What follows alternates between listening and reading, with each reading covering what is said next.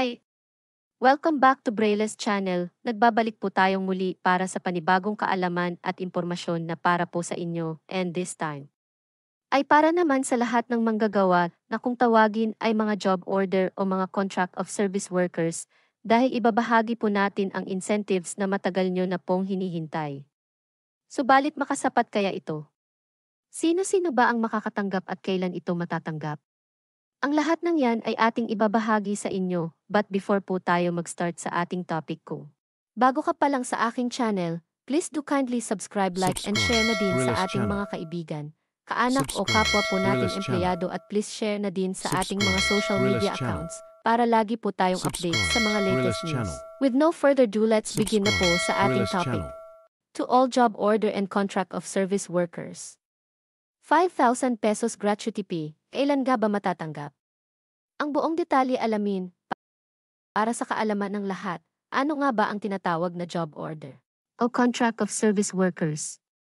Sila ang mga hiring workers for piecework or for short duration and renew the contract if needed and pay them in daily or hourly basis.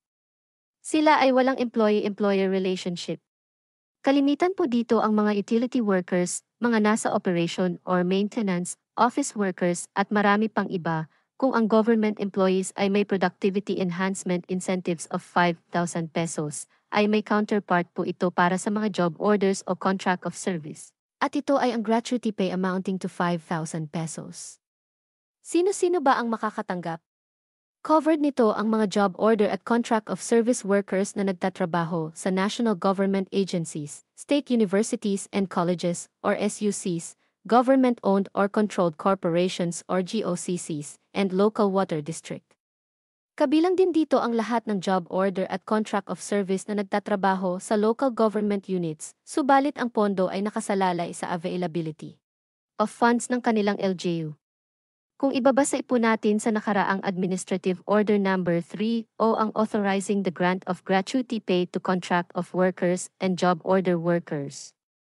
Nakasaad dito ang pagbibigay ng 5,000 pesos incentives para sa lahat ng manggagawa na umabot ng at least 4 months para buo niyang makuha ang nasabing incentives at proportion naman if less than 4 months.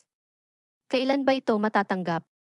Ito ay madalas ibinibigay sa lahat ng job order at contract of service within this December of year 2024. But we are still waiting for the administrative order from Malacanang for the guidelines and releasing date if kailan talaga ito maibibigay sa manggagawa. Ang tanong, makasapat ba ang 5,000 pesos incentives na ito?